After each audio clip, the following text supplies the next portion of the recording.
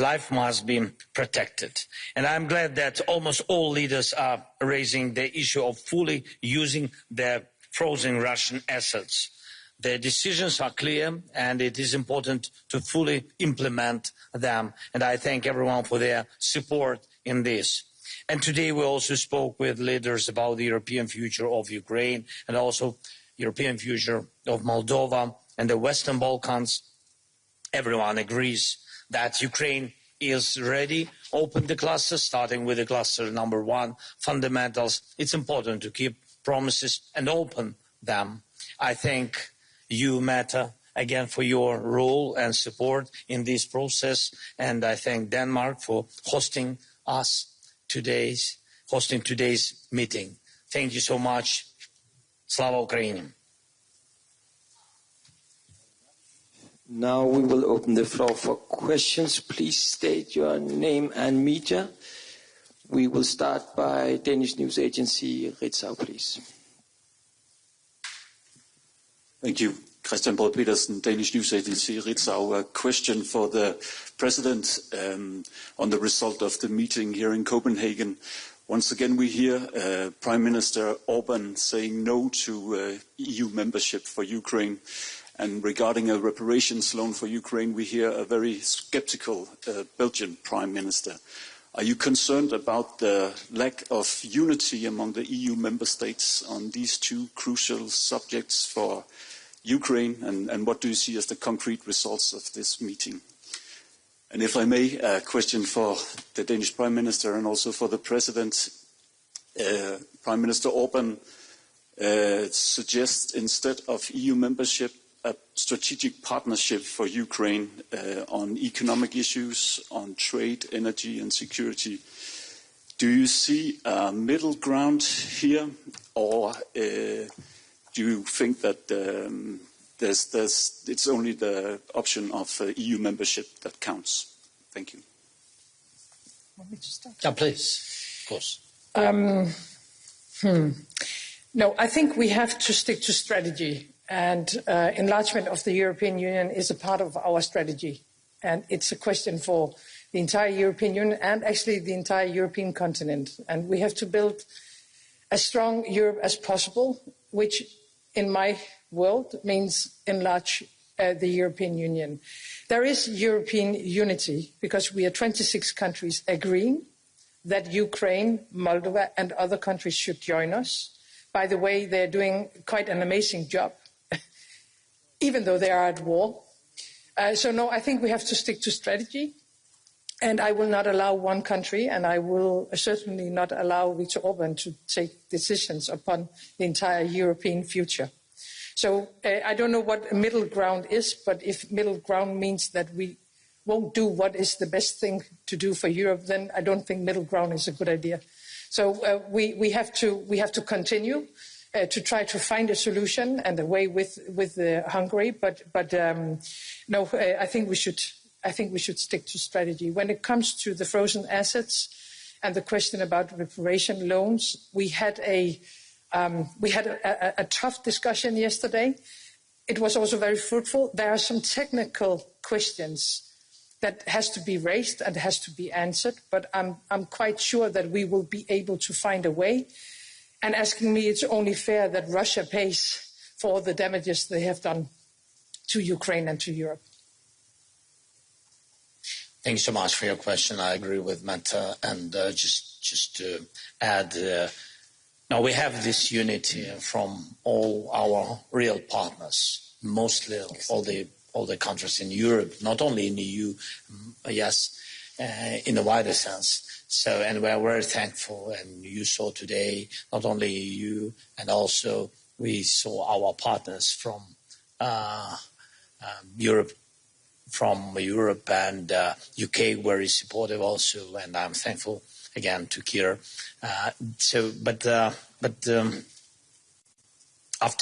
Especially after these attacks of Russian drones, I think the unity is more strong, and I think that reaction has also to be strong, to my mind. But in any way, so we will work on this issue, as I said already, together.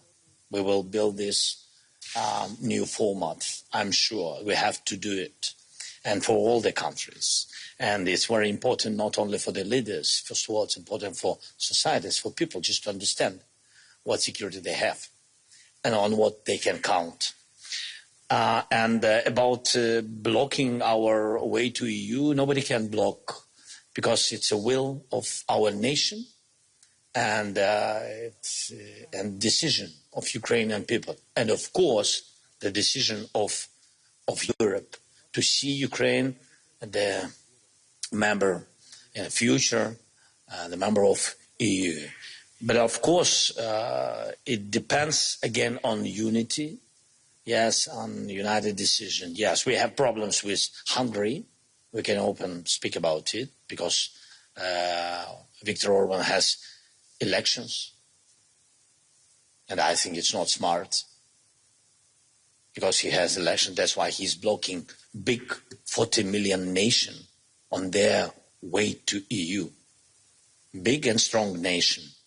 Because, by the way, Russia began this war because our will and our choice to go directly to Europe, because we feel the same and share the same values with all other European countries. Thank you. Next one would be Inter TV, please.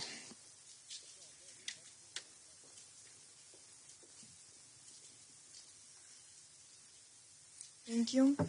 My name is Nina Klamets. I'm from Inter TV channel, Kiev. Mr. President, Russia has stepped up strikes on Ukraine's energy infrastructure.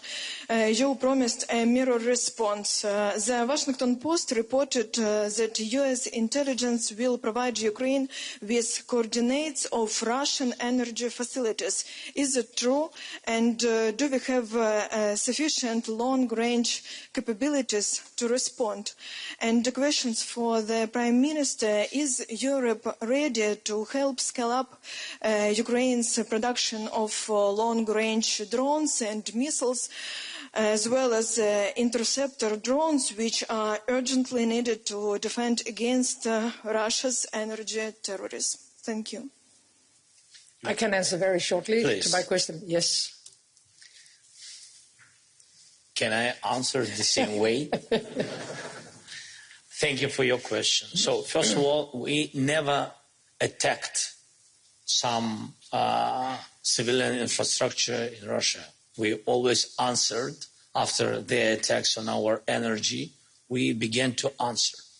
First, it was a little bit more than 1 year ago. We didn't have capabilities to answer. And when you remember when they did blackouts in Ukraine and a lot of such awful things attacked us. Now we can answer, and they feel our strong answers. We need a little bit more financing to be comparable, because we spoke about it today, when they use each day 500 drones, for example, or 600 drones, we use 100, 150. Just capabilities, we have enough capabilities. Just now the question of financing. I spoke with partners, and by increasing financing, we will increase and be comparable with long-distance drones. And Russia will have more questions from, I think, their society to their leaders. This is important. Then so before this moment, we used on long-distance targets, we used only our weapon, as you know. And after my meeting with President of the United States, yes, we will maybe have something more. I don't know. We'll see. And maybe I can add that. Maybe you know what we will have. No, unfortunately not. It's a bit. But what I know is that you still have free capacity in your own production lines. And I have, of course, asked our colleagues and allies to bring more money, to bring more financing into the production lines in Ukraine, because you are you're capable of producing more than what we have been able to raise financing for. Reuters, please.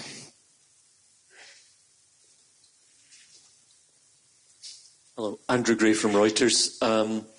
Prime Minister Frederiksen, you said that you won't allow Viktor Orban to take decisions on behalf of the whole European Union, but as you know, the accession process proceeds with unanimity at every step of the process.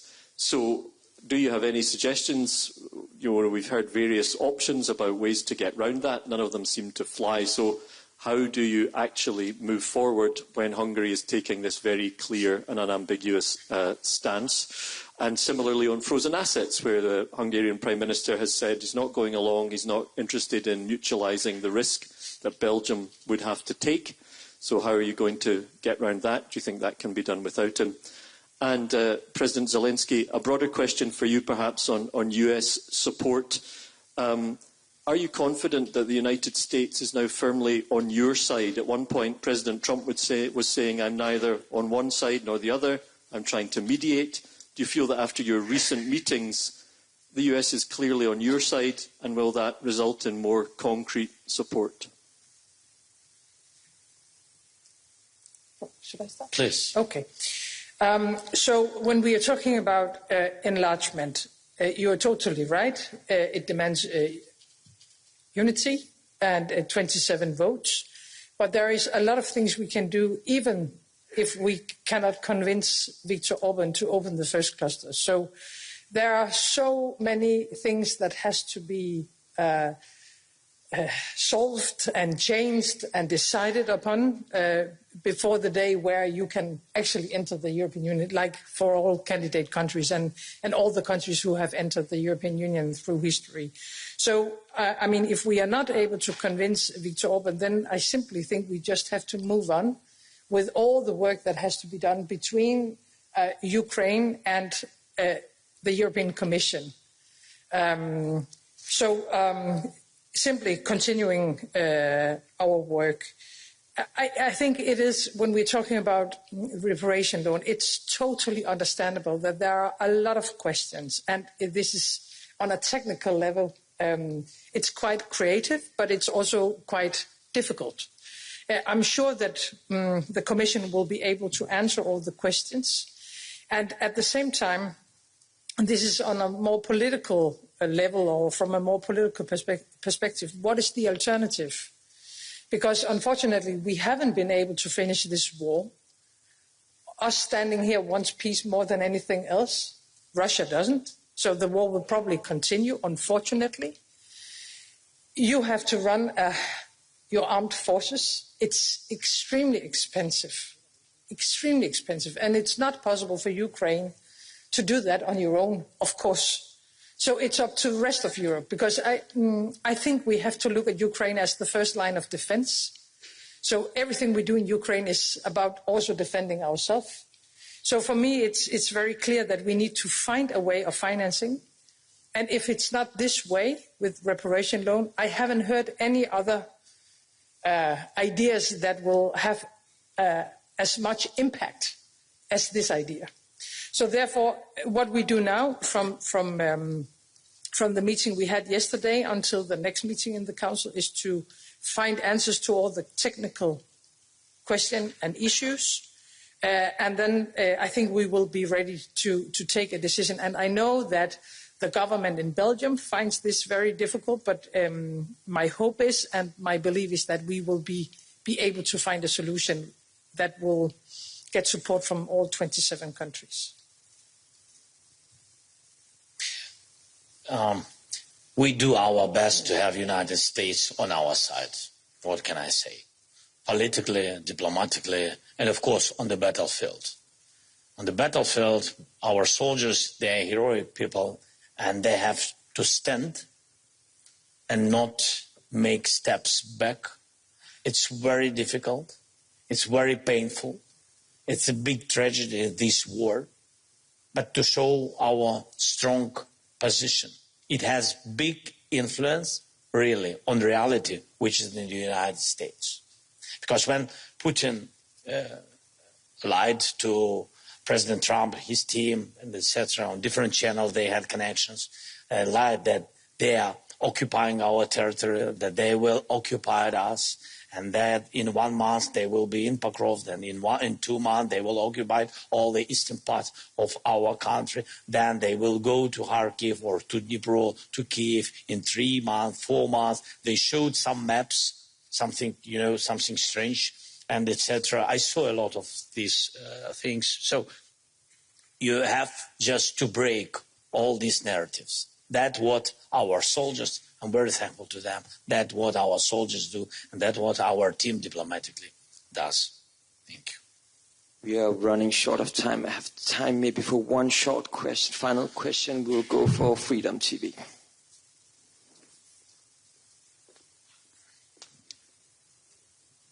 Thank you, Vitaly Sizov, Freedom.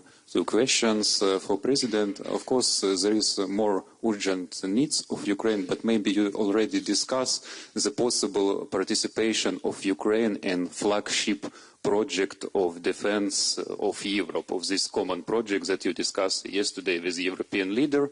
And questions for Prime Minister. To close the topic of frozen assets, could you say after these 2-day discussions that you became closer, 1 step or 2 steps closer to adopt this decision about reparation loan? Thank you. Well, when it comes to the reparation loan, we need at some stage to take an official formal decision. We cannot do that in an informal council meeting as we had yesterday. But what we can do during days like these in Copenhagen is to have discussions and to go deeper into the substance. And that is what we have tried to do together. So yes, I think we have moved closer, but we haven't, we are not there yet to conclude and to take a decision. But that was not the plan for these days. No, because it's an informal meeting and we don't take decisions. So the idea is to take decisions later on, but to prepare them and to have the political decisions. And that is exactly what we have been doing. And I think it has been quite good. The other question about including or to have Ukraine integrated in a flagship project or in this idea of building a kind of a drone wall, I would let the president answer, but I would just say from a European Union perspective, it's impossible to build up the needed capabilities to secure Europe without Ukraine, because you are unfortunately the specialists. So in one way or another, I hope that we will be able to have your experiences, that we can learn from your soldiers and from your experts. And if we want to secure Europe, if we want to rearm Europe, I think we have to think Ukraine as a part of this rearming from the very beginning. If we speak about drone project, yes, yeah, about this. Sorry.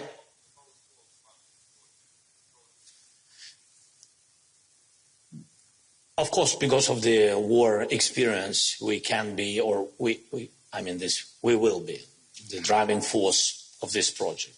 In any case, just we are at the very beginning of these discussions. Very beginning of public discussions. Of course, step by step, we understand how to organize this project. But it's a big work. Yes, for this we need experience. We need to share experience, and it's fair. And this is just decision because countries of Europe, yes, like such strong partners, close partners like Denmark, helped us and continuing doing this from the very beginning of the war. And of course, they put money, they put strength to our army from the very beginning and supported our people. And of course, we made a lot of new developments according for such a volume of support. And of course, we will share this knowledge, this experience with our partners. But it's a big work just to share experience, technologies, training missions, a lot of things. Thank you. Thank you so much. This concludes the press conference. Please remain seated for a short while. Thank you so much. Good. Thank you.